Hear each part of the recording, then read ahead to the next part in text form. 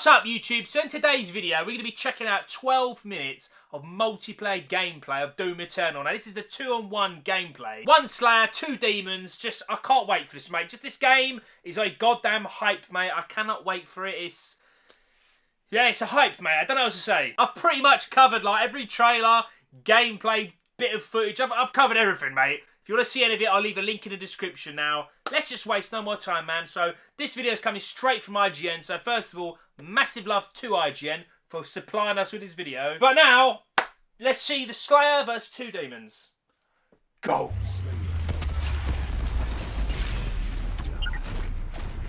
What's up, everybody? James Duggan here with IGN. Joining me, Hugo Martin, game director on Doom Eternal. We're here at id Software to discuss Battle Mode. You guys have gone all in on Battle Mode. This is one of 2 options in the main menu. This is your multiplayer. So what is Battle Mode? We're super proud of it. This is our asymmetrical PvP. We have 1 Slayer against 2 Demons, where it's skill against teamwork and tactics. Teamwork and tactics for the Demons and skill for the Slayer. A game of cat and mouse. Definitely the Slayer is the cat. And the Demons, even though they're these giant creatures with rockets on their hands, they just get slapped, mate. They're definitely the mice. And you're looking at me playing here. This is playing against 2 of the QA testers here at id. I'm not going to talk too much because they're talking, but we're gonna. I'll say this video, we bits. really want to break down what is happening in the action and let the action speak for itself. I guess I'll just talk through my opening strategy here. You need to kill both Demons in order to win as the Doomslayer. Makes sense. As the Demons, all you have to do is kill the Doomslayer. As Demons, you can spawn enemies, use these abilities, use teamwork. There's a lot of kiting that happens, and as the Doomslayer, the last thing you want to do is be effectively kited, and that's exactly what's happening right now. The Mancubus is kind of got me on the ropes, and I'm trying to kill him before the Revenant resurrects. So that's what's happening. If I do that, I'll win the round, but now they're both back. So tell me about kind of the Slayer loadout, Hugo. What tools do we have as the Slayer? Fully loaded. I mean, it was important that we gave the players the full kit. It made it much easier for us to balance. That was awesome. that was proper sick. Absolutely. Little thing here, your outline is hidden, so it's kind of a good little metagame and a strategy for the Slayer is that when I break line of sight with the other Demons, my outline vanishes. When they can see me through walls for a couple of seconds through the walls, but if I stay behind that wall for more than a couple seconds, I disappear, and it's a pretty cool little pro move there is to become invisible and then take the teleporter and flank the Demons on the other side. What's very cool is, as we said, full kit, but as you know when you'll play the single-player campaign, that resource management is a huge part of the experience. So while you are wrecking them with your Gauss right now, you're also quickly running out of ammo. The F-22 analogy really does kind of apply.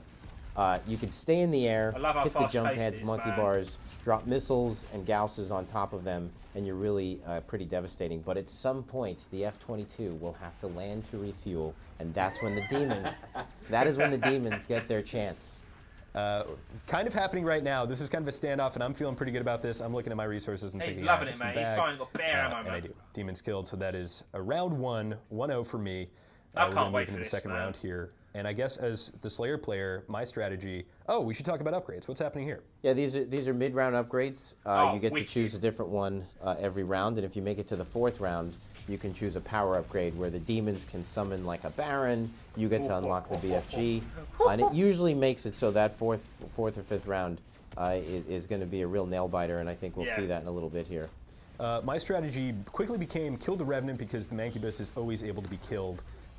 It's really like the Mancubus is the tank and the Revenant is the rogue. Yes. We're trying to kite me, and that's exactly what he's trying to do right now. Is he's just trying to very effectively get away from me so I can't end the match until the Mancubus respawns. So what was happening there, and again, you're new to this, the strategy that they were employing quite a bit is using the Mancubus as like the anchor. And while you were burning him down, you were being flanked and hit from your blind side quite a bit by the Revenant and the Demons that he's spawning. So you don't think at first that the Demons that you spawn are that effective, but every time the Slayer looks the other way and gets overly aggressive with one particular Demon, you can bet that a skilled demon, a team of demons, one of them is going to be laying damage on you. Right. So right there, I really punished the Mancubus for being a little bit too predictable. He popped his smoke and just did a bullish charge through it, and I had a grenade ready for him and a Gauss to the face, and now I'm going to finish him off. And you get these resources, and those can't be blocked, but it's really worth noting that like the glory kill system, the chainsaws, that's all still in here, and you use that as the Slayer to refuel that F-22 jet. But the demons have a trick up their sleeve, and what is that? They can block your loot, and it's a skill that the demons will need to master, because they each one has a loot block, and it's on a pretty good cooldown, so they can't do it too often. But again, it's chess. So if you could nail 2 good loot blocks in a row and starve the Slayer, when the F-22 lands, if you don't let him refuel, and you're good enough to do it 2 times in a row, that's a huge blow to the Slayer, and it can really turn the tides of a match. I cannot believe I just survived there. I just noticed I went down to 1 HP there, and I was really bad about running at the Mancubus and rocket launching myself in the face. Yes. Which you'll see me really blunder on a few times here, but... The rocket launcher is extremely powerful this time around, but as you saw in single player and in multiplayer, it also does a ton of self-damage, and it moves kind of slow. Yeah. So we do want to discourage people, as they did in 2016, just spamming the rocket like it's a rifle, you know? Yeah. That's just good old original Doom balance right there, because the original rocket launcher was very much the same way. So, and you were taking a fair bit of self-damage. Oh, I was taking, that's what, well, we'll see what ultimately that cost me as we move into these later rounds.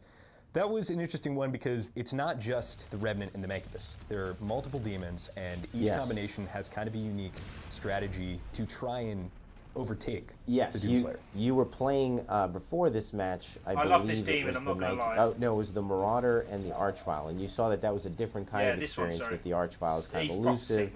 The Marauder is a bit more aggressive. He's got a dash and an axe. These guys are just trying to bring the axe down, as I am absolutely critical. But I can kind of use that to my advantage because I know they're hungry, right? And they're going to be, at that point, a little bit overly aggressive. Yeah. But not unlike single player, if the Slayer stands in one spot for too long, they can, if they're smart, and these 2 players know what they're doing, they will spawn a ton of demons around you. So yes, you are chipping away at the Mancubus, but those demons are right behind you, just ripping you to pieces. Your Gauss game here is your Ballista game here is very good. Thank you. And as you could feel it, like every Ballista shot that you miss hurts a little bit, because you know as the F-22 you're like, I don't have too many of those missiles. Exactly, and you really need them. I mean, the alternate is going over to the kind of LMG machine gun with the sniper attachment, which by I the really way, like this game, you can man. swap I'm so sorry I'm not by talking hitting, too much, ladies and gentlemen. This was a critical moment right here. So skilled players, one of them, I'm just in this case, they saying, chose the heal volume, so they could throw down a healing volume.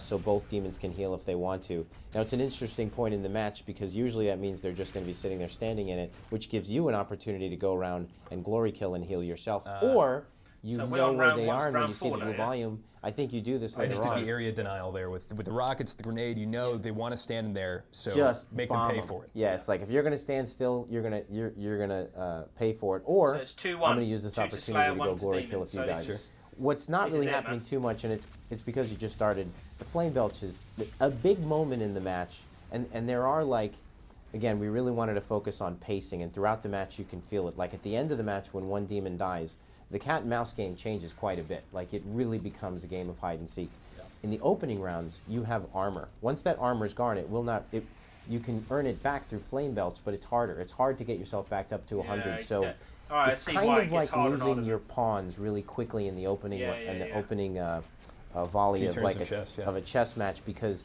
if you get burned down and lose all your armor really fast, that's tough. I'm glad you were talking over this, because this part was the only embarrassing moment I had, which was I went straight up to I was about to say, but I didn't want to say it. Yeah. He got destroyed just then, mate. We'll see that quite a bit. I think it's a sign of a balanced game where like one match can end quickly, the other one can be neck and neck.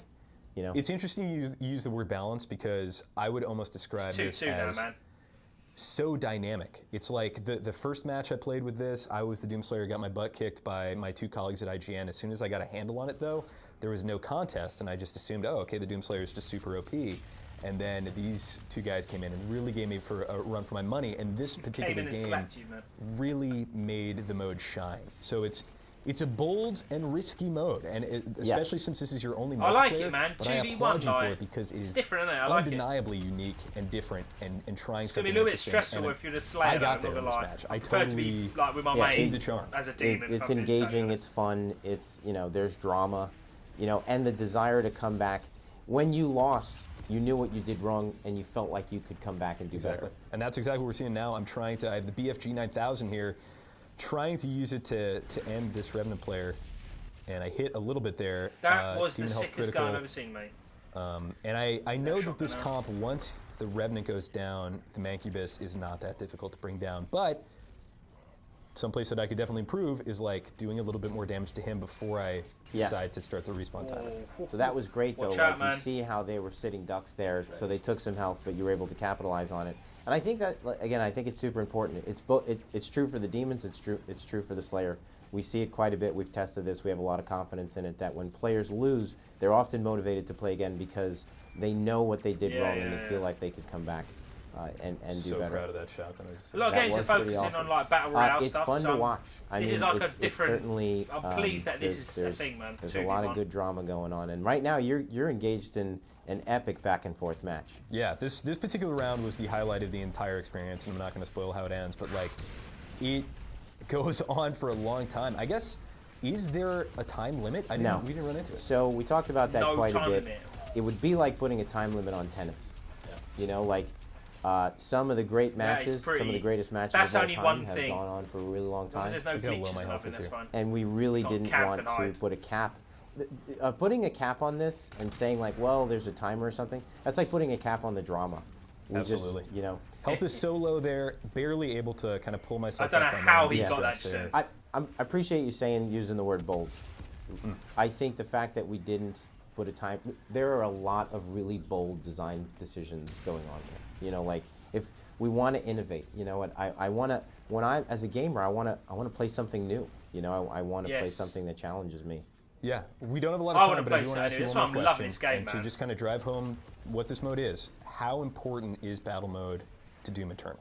It's all important. I think that across the board, every aspect of Doom Eternal has to be of the highest quality. Like, that's what people expect from us. Like, the just smart, innovative, deep, fun, accessible, everything you want it to be. Like, we cannot let the fans down.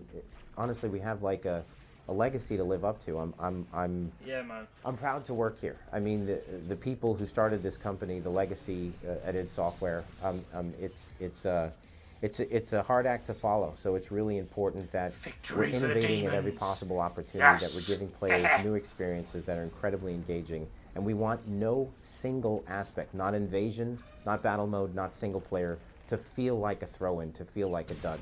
Every aspect of Doom Eternal and what you play, you will feel the passion and the polish that went into the experience. I've only played it for a few hours, but I agree with everything you just said from what I've played of it. And with battle mode specifically, I think it's an experience that you're really hard-pressed to find asymmetric multiplayer of this caliber in 2020, because I think the ones that came and went, they're no longer here. So I'm super excited to get my hands on battle mode when it comes out. We have a lot more coverage, including everything Doom Eternal, the campaign, the master levels, that's it, ladies the and gentlemen. fortress. Check it out. And for all things Doom, keep it right here on IGN. So I just want to quickly say, massive love to IGN for that video, man. I can't get enough of this game, man. Doom Eternal is looking like a goddamn masterpiece, mate. I am properly looking forward to it. If you're excited for it as well, ladies and gentlemen, please do let me know in the comment section below. As always, thank you so much for watching my videos. I know these videos are a little bit longer, but I really do appreciate you sticking around and watching them. So yeah, massive love to you, amazing people. And I will see you all in the next one.